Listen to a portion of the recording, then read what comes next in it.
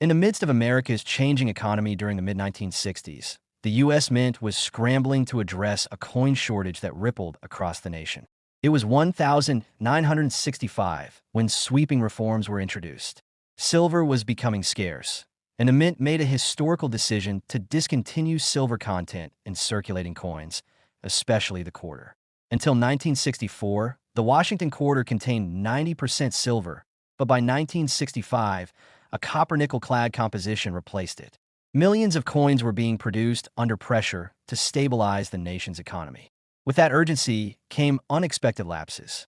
Quiet, almost invisible to the public eye, a mistake was born in the form of a 1965 Washington quarter that shouldn't have existed the way it did. For years, the quarter seemed to blend in with countless others, nothing to catch the eye, until it did. A seasoned collector in Ohio, casually sifting through change from a decades-old family piggy bank, felt something different. The weight was slightly off. A familiar glint, richer than modern quarters, caught the afternoon light. The edge didn't expose the familiar clad copper stripe. Curious, he placed it on a scale. It tipped beyond the usual 5.67 grams, closer to the 6.25 grams typical of the silver quarters from years past. Confused and intrigued, he fetched his loupe and took a closer look. There it was, 1965 stamped clearly, but this coin, by all logical standards, was struck on a silver planchet meant for 1964 or earlier.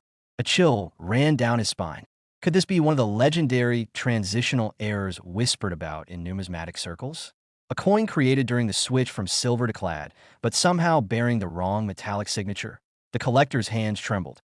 He knew if this was authentic, it was no longer just a coin. It was history. A missed anomaly. Perhaps a handful slipped through when silver planchets were mistakenly left in the hoppers during the transition. The implications were massive. He sent it for professional grading, where experts confirmed his suspicion. It wasn't a counterfeit.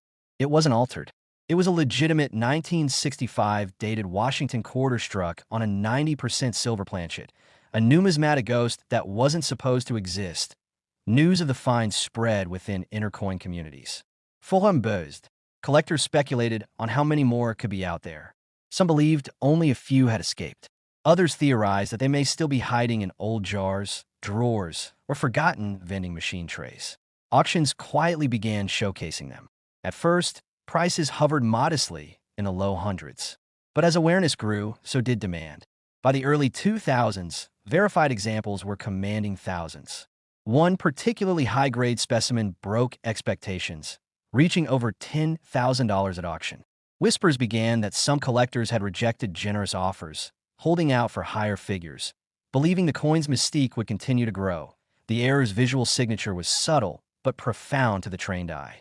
Not just the weight, but the sound it made, a pure ring instead of the duller clang of clad quarters. Under magnification, small telltale signs emerged.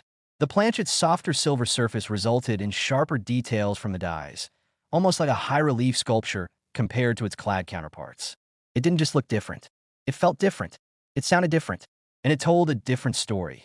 One of bureaucratic haste, overlooked mistakes, and hidden treasures born from systemic chaos. One twist added a layer of eeriness. A second coin, found on the opposite side of the country in a small Oregon town, exhibited identical traits. Same weight, same metallic makeup, same year. But this one carried faint roller marks on the reverse, a sign it had likely been pressed during one of the earliest runs in the transition period. Historians later theorized these coins were perhaps struck in the earliest days of 1965, before the full depletion of silver blanks. Whether it was negligence, sabotage, or an overlooked batch, no one could say with certainty. These coins weren't errors in design, but in circumstance. They weren't rare because they had double strikes or off-centers. They were rare because they represented a transitional anomaly, a moment when America quite literally shifted its currency metal. The fact that the error could so easily vanish into circulation added to its mystique. How many hands had unknowingly held history? How many laundromats, toll booths, or soda machines unknowingly accepted payment in silver disguised as ordinary? Collectors now scan every 1965 Washington quarter with renewed scrutiny. The odds are infinitesimal, but the thrill of possibly uncovering one fuels the hunt. Shows and online auctions occasionally see bids spark into bidding wars, as authenticity reports from top graders act like fuel to collector frenzy. With time, fewer examples are likely to surface, and those already in possession become more precious with each passing year. What began as a slight deviation in metal content evolved into one of the most fascinating modern coin stories in American history. Not through flashy mint errors, but through quiet defiance against the system's own procedures. This wasn't a coin that caught eyes with an off-centered strike or dramatic doubling. It caught hearts with a whispered secret only a few could decode. To this day, the silver 1965 Washington quarter stands as a symbol, not only of the mint's growing pains during one of its most transformative eras, but also of the mysteries still lingering in America's pocket change. Each one found is more than a collectible. It's a survivor of an age that ended too fast, slipping past machines, past scrutiny, and straight into folklore. And though its value today can soar past $10,000 for pristine examples, the true worth lies in the thrill of the unknown. Because somewhere, perhaps right now, one rests at the bottom of an old shoebox or jingles in the cup holder of a long-forgotten car. Still hiding, still waiting to be discovered. In 1996, the U.S. Mint continued its long-standing production of the Washington quarter, a coin that had remained unchanged in design for over 6 decades. First introduced in 1932 to commemorate George Washington's 200th birthday, the quarter's obverse proudly bore the first president's profile. By the mid-1990s, it had become so commonplace in everyday transactions that few people ever looked at it twice. Minted at the Philadelphia, Denver, and San Francisco mints, these coins typically followed a rigid quality control standard. Yet within the sterile mechanical precision of coin presses and planchet feeds, something remarkably unintentional was born. A mistake so subtle it would go unnoticed for years, and when discovered, it would shatter the notion that modern coins held no surprises to in a small Pennsylvania town. Michael Turner, a seasoned but humble coin collector, rummaged through a bulk purchase of circulated quarters acquired at a flea market in late 2012. The coins had been poured haphazardly into an old cigar box, a jumble of dates ranging from the 1970s to early 2000s. Michael wasn't searching for anything specific. His routine was therapeutic: a soft cloth, a magnifying glass, a scale, and hours of quiet inspection. It was during one of those quiet evenings that he noticed something odd about a 1996 P. Washington quarter. At first, it was the thickness that caught his attention. The coin felt slightly heavier in hand, though not obviously so. Under magnification, the rim seemed misaligned, just barely, but enough that the top of the letters in Liberty nearly kissed the coin's edge, unlike any of the other 1996 specimens he had ever handled. He placed it on his scale, 6.3 grams. The standard quarter was supposed to weigh 5.67 grams. The discrepancy wasn't due to grime or debris. It was undeniably overweight. Curiosity bloomed into obsession. He examined the reverse. The heraldic eagle sat slightly lower, and the denticles along the rim were cut off entirely on one side. Then he noticed something even stranger. The clad layers, the outer cupronickel and inner copper core, didn't reveal the usual sandwich-like appearance. Instead, the edge was uniform in color, dull silver all around, with no copper band in sight. That Michael's heart thudded as he flipped through his guides. A quarter struck on a wrong planchet, a foreign blank, a silver planchet from a previous minting year. The possibilities surged like static in his chest. He sent the coin to an authentication service with a short note detailing his suspicions but keeping his hopes in check. Coins had tricked him before. Environmental damage could mimic striking errors. But when the results came back, Michael sat frozen at his kitchen table for nearly an hour. The coin had been struck on a planchet intended for the 10-centime French coin, which had somehow found its way into the press lines of the Philadelphia Mint. Composed primarily of nickel with trace amounts of steel, the planchet was slightly thicker and heavier than a quarter standard material. The machines, running at high speed, had not detected the anomaly. The dies had imprinted Washington's face and the eagle on this foreign flan, creating a bizarre hybrid, an American quarter on an un-American core. Only one such specimen had ever been recorded prior, an undocumented mistake likely discarded or lost in the chaos of production. Michael's coin, though worn from circulation, was the first of its kind to be professionally verified. The grading service gave it in 58 Australian dollars, noting slight, wear, but high-quality details. Its designation, 1996 P. Washington quarter, struck on French 10-centime planchet. News of the find spread rapidly in numismatic circles. At first, the coin was met with skepticism. But when experts confirmed the planchet composition and die alignment matched a U.S. quarter press, opinion shifted. Offers trickled in. A private collector in Texas proposed $3,200, while a European-era coin dealer hinted at $5,000. Michael declined. He wasn't ready to part with what had become the centerpiece of his collection, and possibly his legacy in the months that followed. A peculiar ripple passed through the coin collecting community. Others began scouring 1996 quarters more attentively. A second error surfaced in Florida. Similar planchet, same year, same mint mark, but the coin was severely off-center, and the eagle's wings were clipped by the edge. Graded VF35, it sold quietly for $4,800. That second appearance confirmed the error wasn't isolated. It was a miniature event, hidden in the layers of an otherwise dull minting year. Over the next few years, two more surfaced. One bore a deep dye crack through Washington's forehead, the result of an overused press colliding with a harder-than-normal planchet. That dye break, when added to the error planchet, made the coin uniquely disfigured. Collectors went wild. It sold in a bidding war for $8,200, and rumors circulated that an international museum had been involved in the purchase. Michael's original coin, now known simply as Turner's Quarter, became something of a legend. Not just because of the foreign blank or the year, but because of what the mistake revealed about the minting process.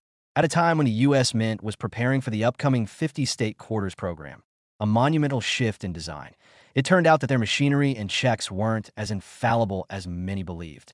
Foreign blanks, usually used for overseas mint contracts, had mingled with U.S. metals, creating silent hybrids that circulated undetected for years. The value of Michael's coin evolved not only with market interest, but with its symbolism. It began appearing in coin publications, in forum avatars, even on custom T-shirts at coin expos. By 2020, high-resolution images of the coin were displayed at a traveling exhibition on minting anomalies. A private buyer from California offered $16,000 for it. Still, Michael hesitated, not because he doubted the offer, but because the coin had grown beyond its metal. Then the twist no one saw coming emerged from a retired mint employee who, in an interview, hinted at a batch of mixed flans used accidentally during a subcontracted run in 1996. According to his memory, the mint had accepted a batch of planchets from a foreign supplier due to a brief shortage of domestic materials. Though intended for experimental purposes, a miscommunication led to some being processed into circulation. No official record confirmed this, but the story aligned too neatly with what had surfaced. This confession, though unofficial, added another layer of mystique to the 1996 era quarters. They weren't just accidents. They were whispers of internal oversight of a system stretched thin during a pivotal moment in modern minting history. Prices surged again. The 58 Australian dollars quarter that started it all was appraised at $22,000 in 2023. Still not sold. Michael, now in his 60s, often held the coin late at night, thinking not about its worth, but about how many people had unknowingly handled it. Used it for gum, dropped it in vending machines, lost it in seat cushions. That this little piece of metal had lived in the world, hidden in plain sight, before becoming something extraordinary, gave him a strange sense of wonder. In a world of mass production, there was still room for miracles born of misalignment and errors that whispered history's forgotten side notes.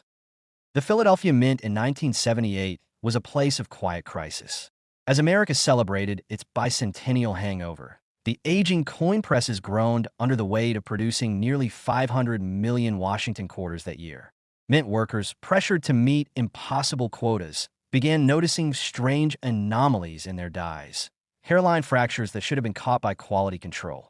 But in the rush to keep production moving, some defective dies slipped through. No one could have predicted that one of these flawed dies would create one of the most mysterious coin errors of the 20th century.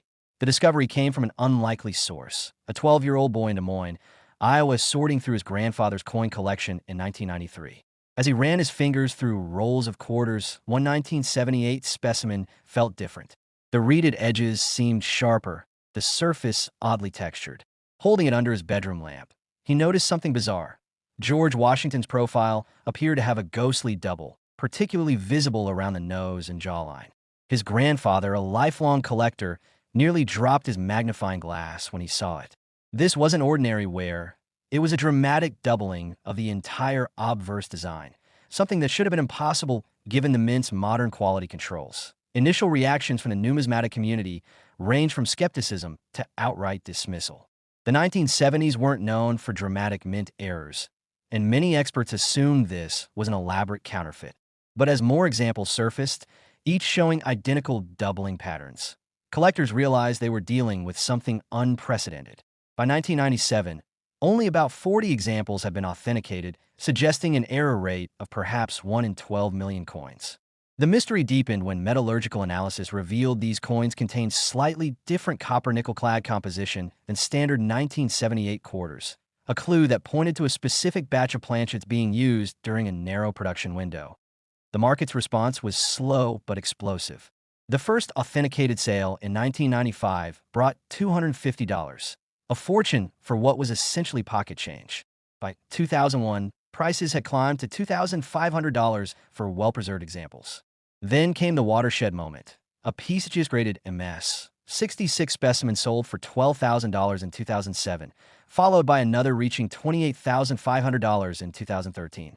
The record shattered in 2019 when a spectacular example showing extreme doubling across all design elements realized $89,000 at auction. But the real twist came when advanced imaging technology revealed these weren't traditional double dies at all. They represented an entirely new class of mint error. Under microscopic examination, the 1978 error quarters revealed something never before seen in numismatics. The doubling wasn't uniform across the coin's surface. Washington's profile showed dramatic separation, while the reverse remained largely unaffected. Most astonishingly, the doubling seemed to shift directions at certain points, suggesting the die had been subjected to multiple misaligned strikes during the hubbing process. This wasn't just a quality control failure. It was evidence of a catastrophic press malfunction that somehow went unnoticed for an entire production run. The ultimate revelation came from a retired mint supervisor who recalled a disastrous incident in March 1978. A hydraulic press failure caused the die to be improperly aligned during 3 separate hubbings, creating a triple die that was accidentally put into production. The error was caught after just 90 minutes, but not before an estimated 50,000 to 100,000 effective quarters entered circulation. Most were likely melted when discovered, but a handful slipped through, making them some of the rarest modern coins in existence. Today, the 1978 double die Washington quarter stands as one of the most valuable modern errors. Prices have stabilized somewhat, with average examples trading between $15,000 to $25,000, while superb gems regularly fetch 6-figure sums. But what truly captivates collectors is the unanswered question: how many more are still out there? Unlike classic rarities that have been thoroughly hunted for decades, these quarters remain relatively unknown outside specialist circles, with new examples still surfacing in unlikely places, including a 2017 discovery in a Las Vegas casino's quarter roll. The story of the 1978 Washington quarter isn't just about a minting mistake. It's a testament to how, even in our modern age of precision engineering, human error and mechanical failure can create numismatic legends.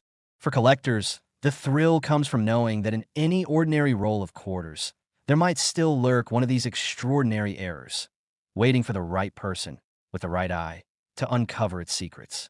And in an era where coin collecting is increasingly dominated by registry sets and perfect grades, the 1978 double die quarter reminds us that sometimes the most valuable finds are the ones that shouldn't exist at all.